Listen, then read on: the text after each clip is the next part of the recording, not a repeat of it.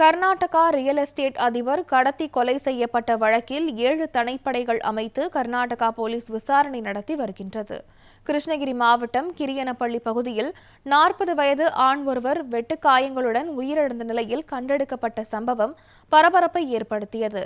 விசாரணையில் அவர் கர்நாடக மாநிலத்தைச் சேர்ந்த ரியல் எஸ்டேட் தொழிலாளர் கோபால் என்பது தெரியவந்தது. விசாரணையில் ஆனைக்கல் பகுதியில் இருந்து காரில் சென்ற அவரை மர்ம நபர்கள் கடத்தி தாக்கி கொலை செய்ததாக கூறப்படுகிறது. இதில் ஒருவரை கைது செய்த போலீசார் தொழில் போட்டி உள்ளிட்ட பல்வேறு கோணங்களில் விசாரணை நடத்தி வருகின்றனர்.